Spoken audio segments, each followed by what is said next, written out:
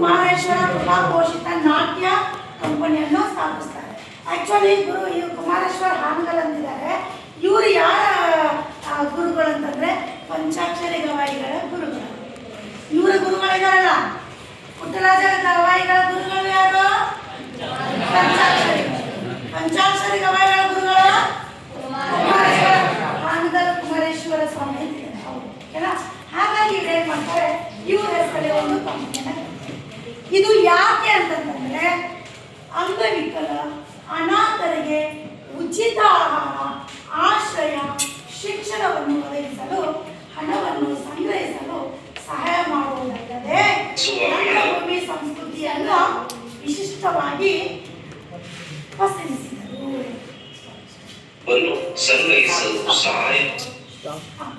ಈಗ ನೋಡಿ ಮಕ್ಕಳೇ, ಇವರು ಎಲ್ಲರಿಗೂ ಉಚಿತ ಶಿಕ್ಷಣವನ್ನ ಕೊಡ್ತಾ ಇದ್ರು.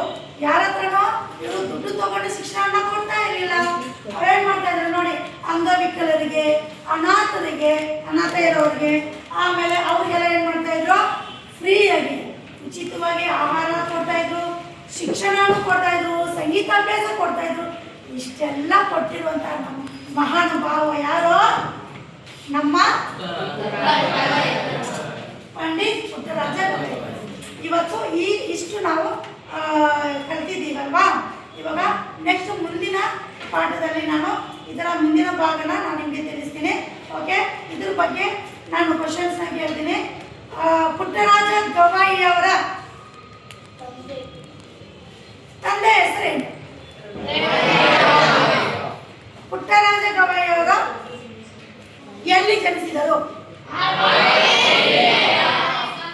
ಹಾವೇರಿ ಜಿಲ್ಲೆಯ ಹಾನಗಲ್ ತಾಲೂಕಿನ ದೇವರ ಹೊಸಕೋಟೆಯಲ್ಲಿ. ವೆರಿ ಗುಡ್ ಮಕ್ಕಳೇ. Okay, thank you. ಇವಾಗ ಈಗ ನಾವು ಹೇಳಿರೋದನ್ನ ನೀವು ಹೋಮ್ವರ್ಕ್ ಬರ್ಕೊಂಡು ಬನ್ನಿ. ಹೋಮ್ವರ್ಕ್ ಬರ್ಕೊಂಡ್ಬಂದು ನಾಳೆ ತೋರಿಸಿ. ಓಕೆನಾ? ಓಕೆ, ಥ್ಯಾಂಕ್ ಯು ಮಕ್ಕಳೇ.